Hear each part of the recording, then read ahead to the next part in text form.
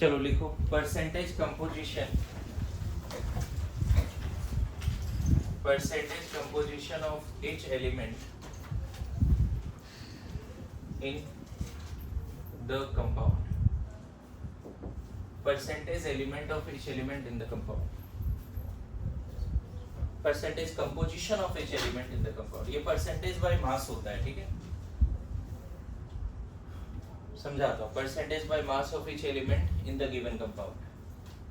जैसे आपसे क्वेश्चन पूछेगा calculate percentage of hydrogen and oxygen in water, फिर पूछेगा calculate percentage of carbon hydrogen and oxygen in मान लो 100 ग्राम ऑफ वाटर दे दिया, फिर से क्वेश्चन पूछेगा calculate percentage of hydrogen and oxygen in x gram of water. पता है ऐसा लगता है कि तीन अलग अलग क्वेश्चन है लेकिन तीनों सेम. मानते हो?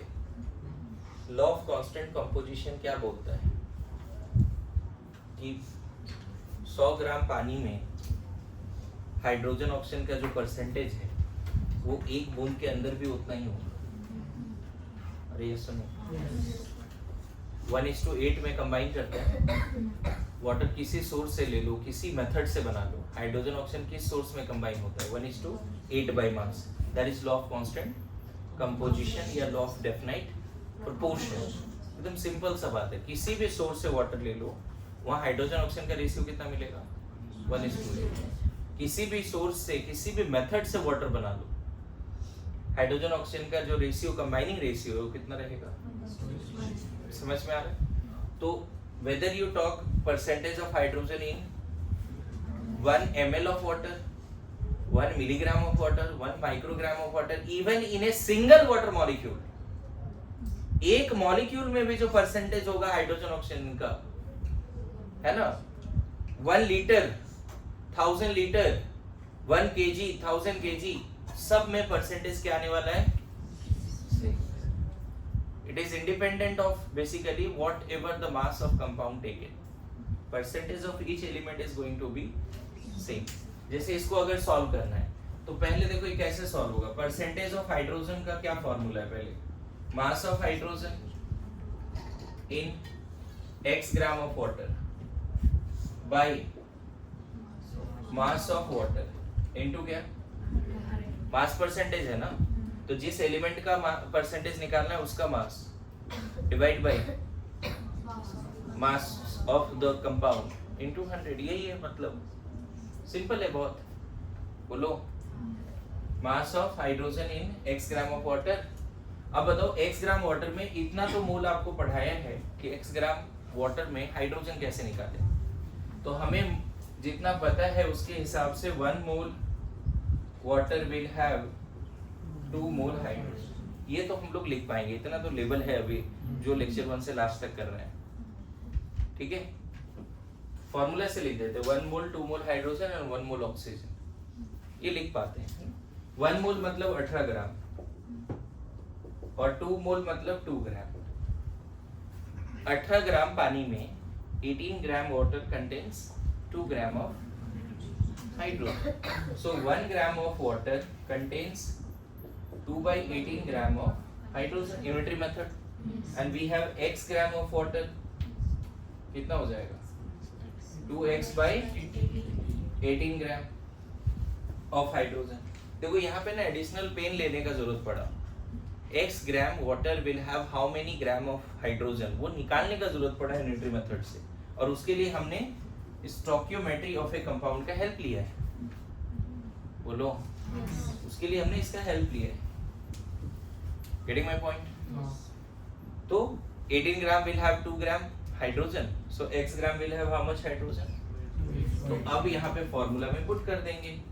परसेंटेज ऑफ h कितना लिखोगे, mass of hydrogen that is 2x/18 gram by mass of compound into 100. बोलो क्या क्या समझ में है.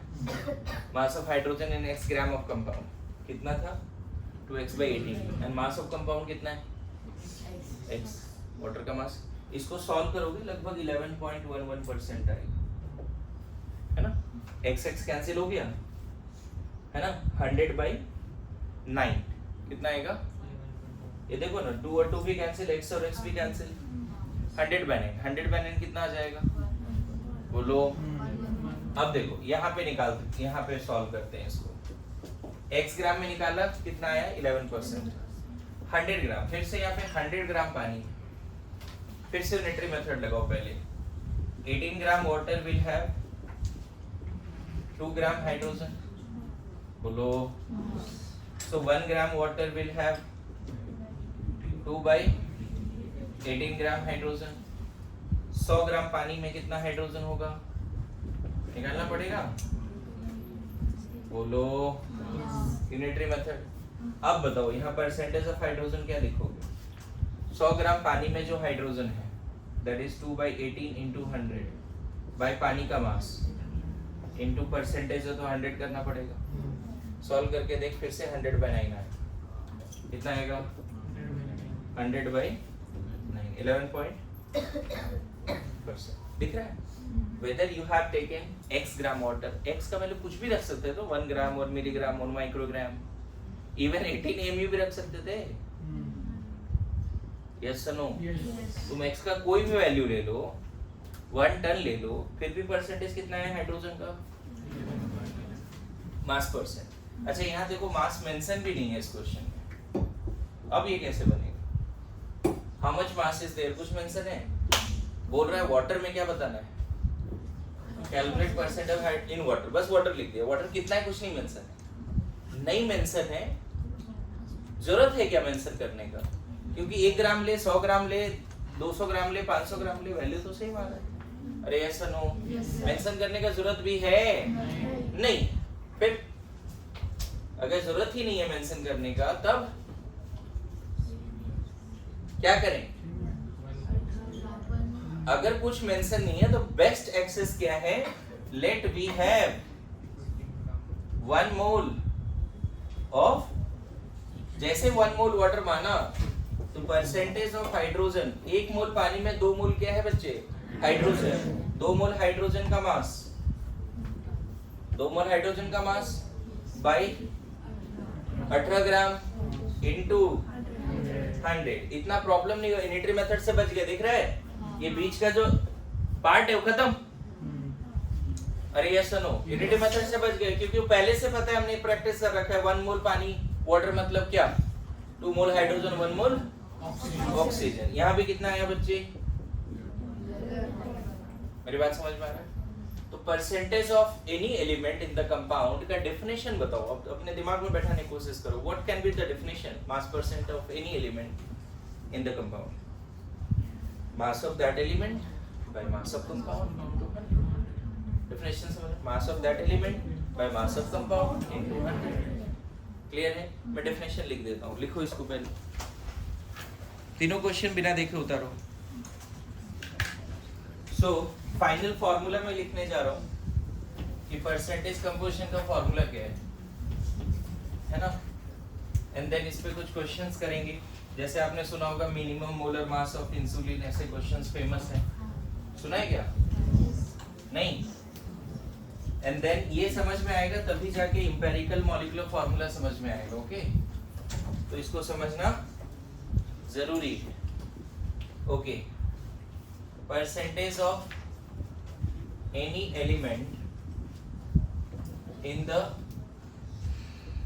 Given compound is equal to mass of that element in given mass of compound by given mass of compound into 100। ये पहला definition, और इसी को दूसरा डेफिनेशन करना है तो सिंपली लिखो atomicity of that element into gram atomic mass, या सिर्फ एटॉमिक मास भी रख सकते हो। मतलब ऊपर अगर मास एमयू में रखा तो नीचे भी एमयू में रख देना, अगर ग्राम में रखा तो नीचे मोलर मास ग्राम में रखना, divide by molar mass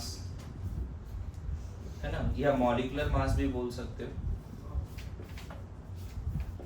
into 100।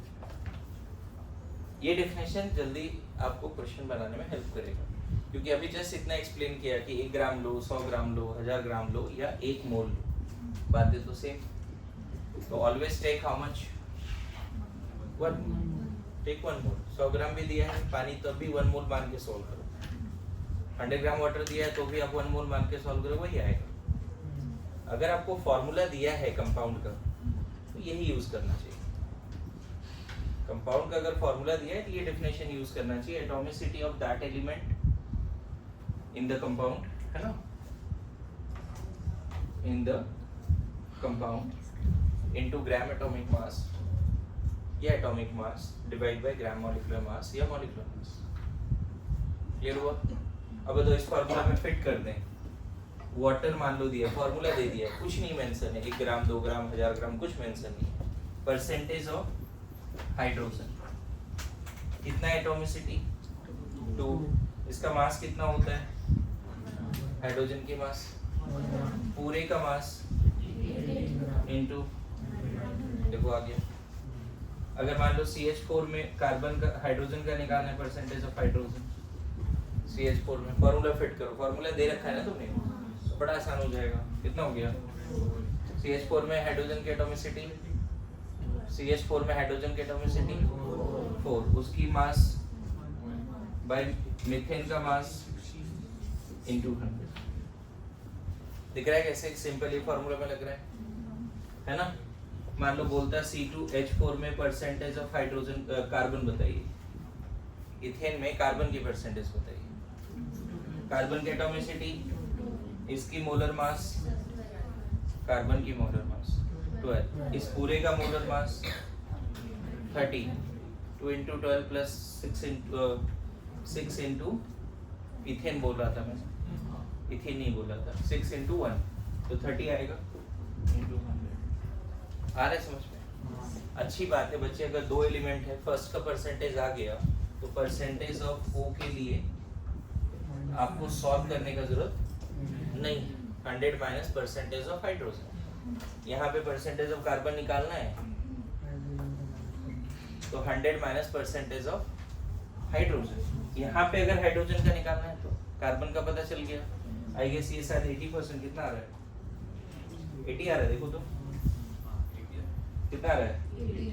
Sure है? 80% आ रहा है। परसेंटेज ऑफ हाइड्रोजन बताओ यहाँ पे 20%। अरे आए समझ में? दूसरे एलिमेंट के लिए क्यों फार्मूला लगाना है बोलो? तो क्या दोनों डेफिनेशन समझ में आया, कंसेप्ट समझ में आए? तो परसेंटेज पे आप सवाल करेंगे, है ना? लिखो। ओके सी क्वेश्चन करते हैं, लिखो। 5 gram of metal react with oxygen, 5 gram of metal react with oxygen to form metal oxide, to form 9 gram of its metal oxide. 5 gram of metal react with oxygen to form 9 gram of metal oxide. Find percentage of oxygen in the metal oxide. Find percentage by mass of oxygen in the metal oxide. Find percentage by mass of oxygen in the metal oxide.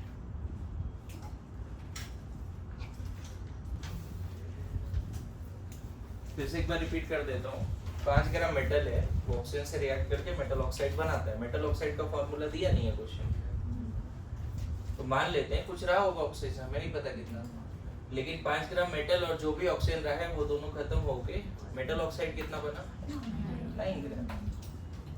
समझ गए? अब आपसे पूछा है percentage of oxygen by mass in the metal oxide. तो देखो यहाँ पे आप चाहो तो लॉ ऑफ कंजर्वेशन लगा सकते हो। नहीं बताओ ऑक्सीजन कितना रहेगा? ऑक्सीजन कितना रहेगा बच्चे? 4 ग्राम रहेगा? Yes no?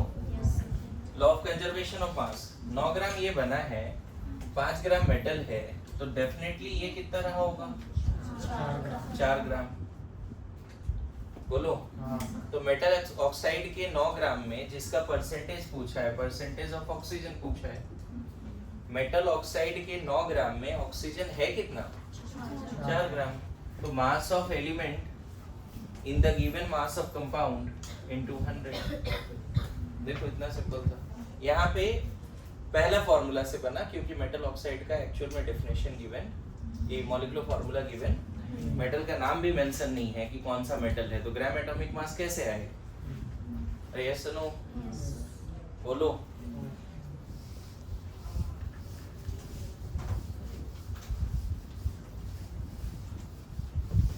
दो चार क्वेश्चन इस तरह का घर पे कर लेना। Find percentage of each element in the following compounds। जैसे कैल्शियम कार्बोनेट में हर एलिमेंट का परसेंटेज बताना, ग्लूकोज में बताना है ना, CO2 में, H2SO4, हर एलिमेंट। ये घर के लिए होमवर्क दिया ना, जिस प्रैक्टिस के लिए किया फॉर्मूला लगाओ, ठीक है। मॉड्यूल है सबके पास? तो चलो कुछ क्वेश्चन शुरू करें करना। अभी लगातार 3 क्वेश्चन करना है मॉड्यूल का, ट्राई करना है। क्वेश्चन नंबर 34, 35, 36, 37 भी ट्राई कर सकते हो। ऐसे 37 या होमवर्क दे देता हूँ। यूरिया 37 में बोल रहा है percentage of nitrogen in urea is about. Module है, हर बेंचेस पे एक होगा तो काम हो जाएगा। क्वेश्चन नंबर लिख दिया ना मॉड्यूल का एक्सरसाइज 1 का, 34, 35, 36, ठीक है। 34 जो क्वेश्चन है उसमें क्या है मैं बता देता हूँ एक बार। मॉड्यूल नहीं है क्या लोगों के पास? क्यों लाई नहीं की? क्या मिला ही नहीं? नहीं मिला अभी तक, क्यों?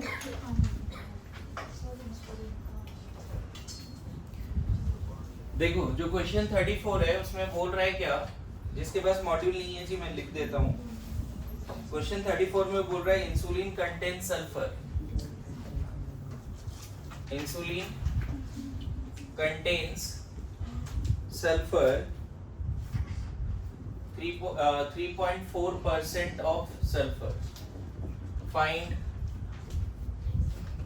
minimum molar mass of insulin. Find minimum molar mass of insulin, यही सवाल है। चलो पहले इसको ट्राई करते हैं। इंसुलिन कंटेन सल्फर, सुना है जैसे नमक में आयोडीन है, देता हूँ, ठीक है। ये क्वेश्चन सॉल्व करके सेम टाइप का दूसरा क्वेश्चन देता हूँ, उसको सॉल्व करना तुम लोग, ठीक है। क्या कंसेप्ट है पूरा समझो। इंसुलिन का तो पहले मॉलिक्यूलर फॉर्मूला गिवन नहीं, तो हम मान लेते हैं कि let molecular formula of insulin ऐसा मान लेते हैं, X of A, Y of B, Z of C and sulfur of N। मान लेते हैं इंसुलिन में XYZ कोई अदर एटम्स है, XYZ कोई ना कोई तो एटम होगा, उन सब की एटॉमिसिटी स्मॉल ABCD है, लेकिन at the same time insulin में सल्फर भी है। तो सल्फर की एटॉमिसिटी क्या मान लिया? ऐसा मान लिया बच्चे कि मॉलिक्यूलर फॉर्मूला है। अब देखो कैसे बन जाएगा। परसेंटेज ऑफ S क्या लिखेंगे इसमें, अगर ये मॉलिक्यूलर फॉर्मूला है तो N into 32 atomicity of sulphur into gram atomic mass of sulphur by इस पूरे का मोलर मास बच्चे, इस पूरे का मोलर मास इनटू 100। क्वेश्चन में परसेंटेज ऑफ सल्फर दिया है, इसीलिए हमने सल्फर का ही परसेंटेज लिखा। XYZ के बारे में तो कुछ मेंशन ही नहीं है क्वेश्चन में कि और अदर एलिमेंट कौन कौन सा है, क्या कुछ मेंशन है? अदर एलिमेंट के बारे में कुछ मेंशन नहीं है। और ये सुनो, सल्फर के बारे में मेंशन है, तो मान लेते हैं मॉलिक्यूलर फॉर्मूला ये है, X of A, Y of B, Z of C and there sulphur भी है, तो सल्फर का N मान लिया, चलेगा। अब बताओ ये कितना दिया क्वेश्चन में? 3.4 N into 32 molar mass into 100 होगा। यहाँ से मोलर मास कितना लिख देंगे? मोलर मास इधर डिवाइड कर दो, N into 32 3.4, मोलर मास इधर परसेंटेज डिवाइड कर दो इनटू 100। अब बड़ा इंपॉर्टेंट एक एजम्पशन होगा, तुम्हें बोला है मिनिमम, राइट?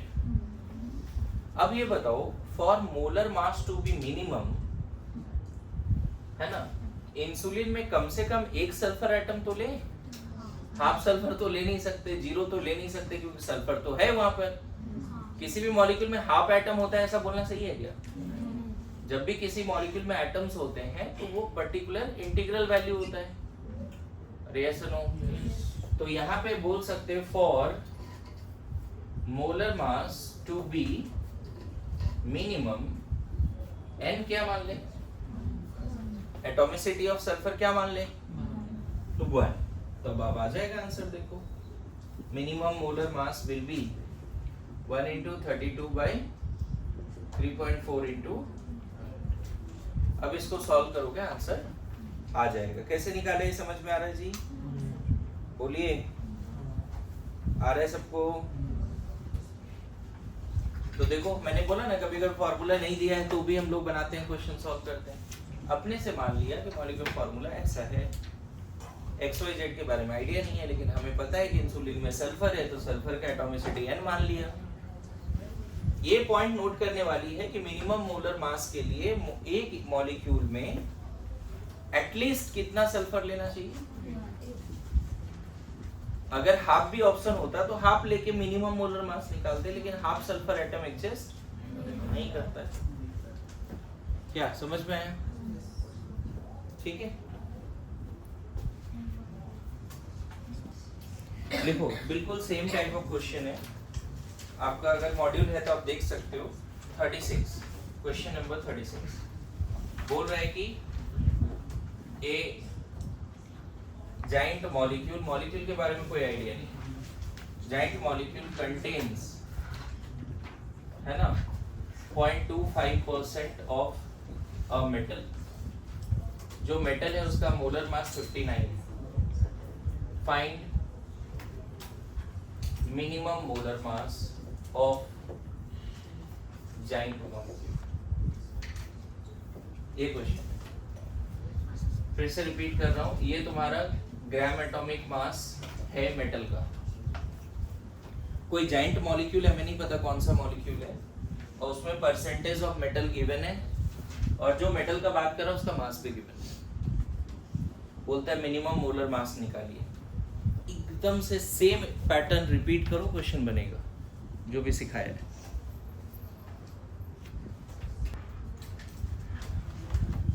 देखो सेम क्वेश्चन फिर से बना देता हूं। मानसी बना ये सवाल। सी है, मान लेते हैं मॉलिक्यूलर फार्मूला क्या है बच्चे, x of a, y of b, z of c and metal भी तो है। देखो एकदम सेम स्टेप्स, मेटल है। अब बताओ अगर ये मॉलिक्यूलर फार्मूला है, percentage by mass of metal क्या, n into molar mass of metal that is 59।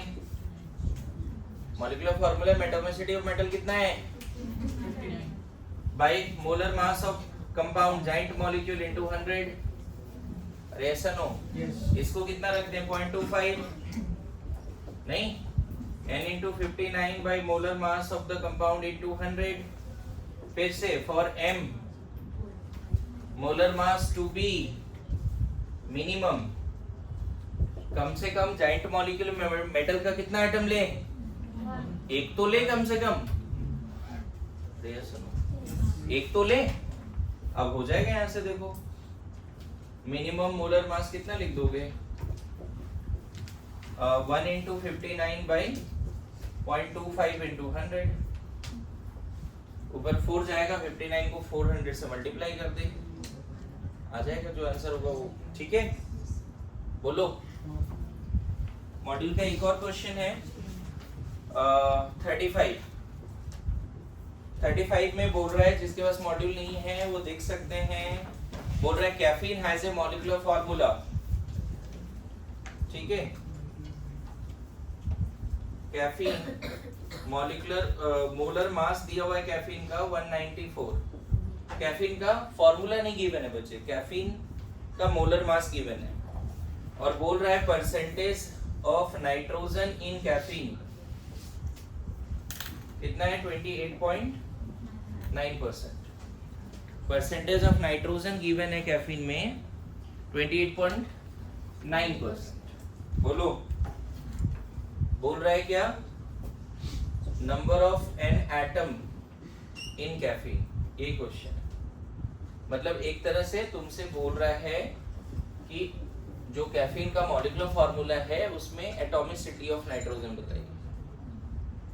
Caffeine का मोलर मास भी गिवन है, कैफीन में नाइट्रोजन है ये भी मेंशन है, बट एक मॉलिक्यूल में कितने नाइट्रोजन है ये मेंशन नहीं।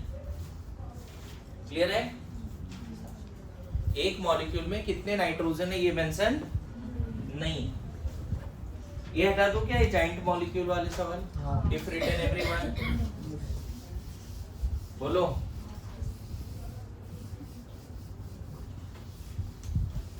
ओके, नाउ सी, मान लेते हैं फिर से कैफीन का मॉलिक्यूलर फॉर्मूला क्या है? X of A, Y of B, Z of C, nitrogen of N। Same approach रखते हैं।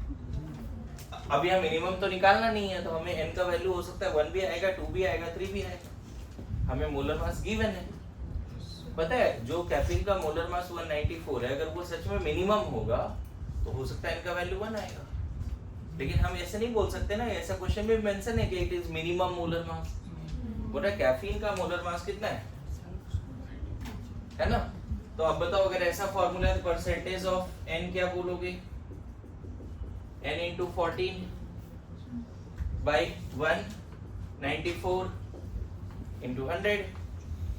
अरे ये सुनो, atomicity of nitrogen into their mass, और ये कितना दिया हुआ है? 28.9। तो क्या वेरिएबल दिख रहा है बताओ?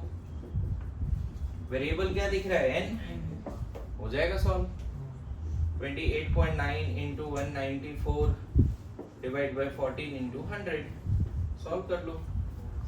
अप्रोक्सीमेटली 3.99 आएगा, लेकिन आपको पता है कि एटॉमिसिटी का भी फ्रैक्शन में होगा क्या, तो राउंड अप कर लेना नियरेस्ट इंटीजर में। ओके, नियरेस्ट इंटीजर में राउंड अप कर लेना। डन।